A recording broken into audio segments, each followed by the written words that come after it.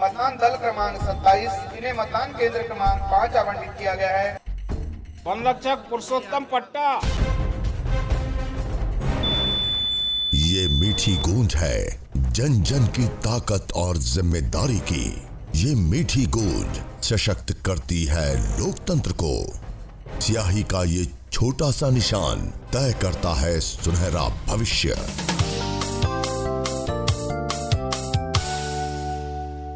निर्वाचन या चुनाव ही लोकतंत्र का वो पर्व है जिसमें सभी की भागीदारी से देश का बेहतर कल सुनिश्चित होता है।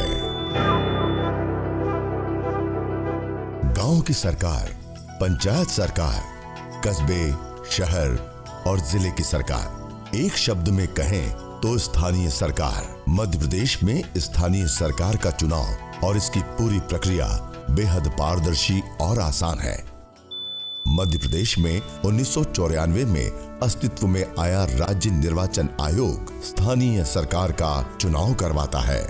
मध्य प्रदेश में 22,823 ग्राम पंचायतों, 313 जनपद पंचायतों, 51 जिला पंचायतों, 264 नगर परिषदों, 98 नगर पालिका परिषदों और 16 नगर निगमों में सरकारें चुनने की प्रक्रिया राज्य निर्वाचन आयोग की देखरेख में संचालित होती है। मध्य प्रदेश राज्य निर्वाचन आयोग का विजन और मिशन पूरी तरह से स्पष्ट है। स्वतंत्र और निष्पक्ष चुनावों के वातावरण को मजबूत बनाने के लिए निरंतर उपाय करना आयोग का पहला उद्देश्य है और निर्वाचन के वैधानिक एवं प्रबंध संबंधी पहलुओं को दक्षता प्रदान करते हुए आज के दौर में सूचना एवं प्रौद्योगिकी के अनुप्रयोगों का अधिकतम उपयोग और चुनाव प्रक्रिया में इसके नियमित और निरंतर विस्तार को आयोग ने अपने मिशन में शामिल कर रखा है। मध्य प्रदेश में स्थानीय सरकार के चुनाव रूपी महायज्ञ में त्रिस्तरीय पंचायत सरकारों के चुनाव में 3,64,426 पंच, 22,823 सरपंच, 6,790 जनपद पंचायत सदस्य और 852 जिला पंचायत सदस्य चुने जाते हैं। शहर की सरकारों के लिए 264 नगर परिषदों में 3,960, 98 नगर पालिका परिषदों में 2,390 और 16 नगर पालिक निगमों में 1200 पार्षद पदों के लिए चुनाव होता है। महापौर पद के लिए सीधे चुनाव की व्यवस्था लागू की गई है। मध्य प्रदेश देश के उन सौभाग्यशाली राज्यों में शुमार है जहां पुरुषों से कंधा मिलाकर आगे बढ़ने वाली नारी शक्ति के हौसले का पूरा सम्मान किया जा रहा है। प्रदेश की त्रिस्तरीय पंचायतों से लेकर शहर की सरकारों में कुल पदों में 50% पद महिलाओं के लिए आरक्षित हैं। चुने हुए प्रतिनिधियों के कार्यकलापों से संतुष्ट नहीं होने की स्थिति में मतदाताओं को ऐसे प्रतिनिधियों को पद से हटाने की आजादी भी दी गई है। ये व्यवस्था इसलिए की गई है ताकि जनता द्वारा चुनी गई स्थानीय सरकार जनता के प्रति ज्यादा जवाबदेह रहे और अपने कर्तव्यों का निर्वहन भली भांति और ज्यादा सतर्क होकर करे।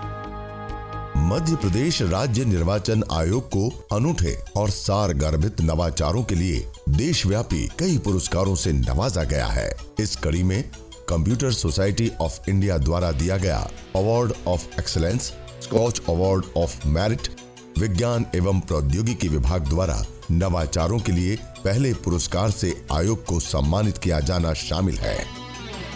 आयोग नित नए नवाचार कर रहा है।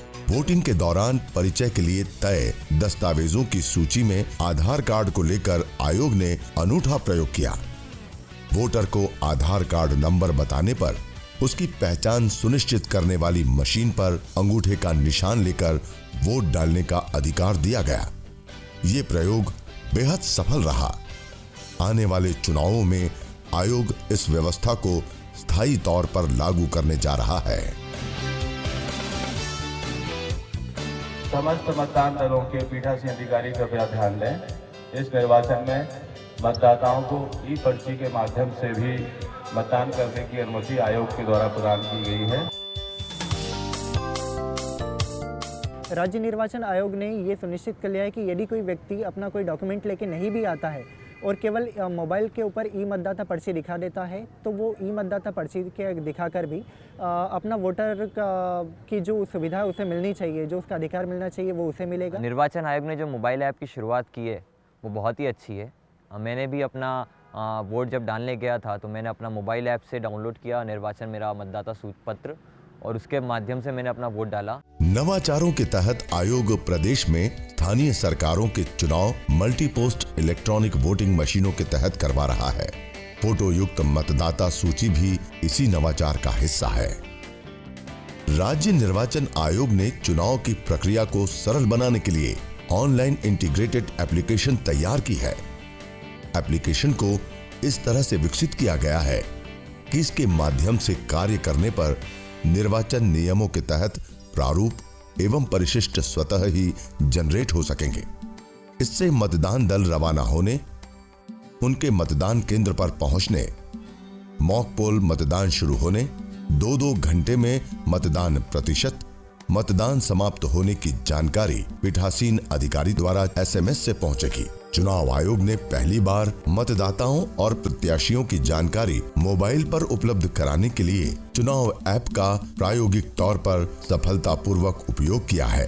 मोबाइल ऐप में मतदान, मतदाता और प्रत्याशियों की जानकारी दर्ज है। ऐप के जरिए मतदाता केंद्र की दूरी, रास्ता सहित अन्य जानकारी प्राप्त कर सकता है। नवीनतम तकनीकों के उपयोगों की वजह से चुनाव में गड़बड़ियों की शिकायतें काफी हद तक रुकी हैं।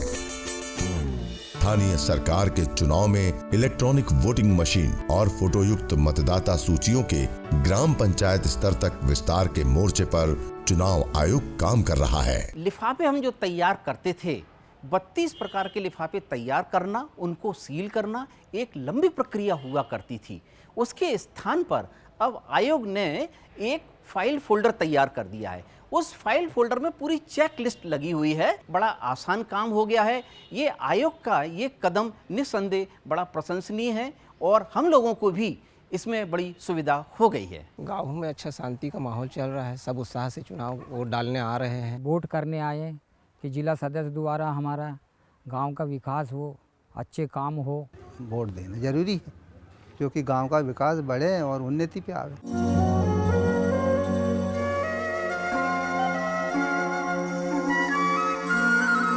आयोग अपने कर्तव्य का भलीभांति निर्वहन कर रहा है।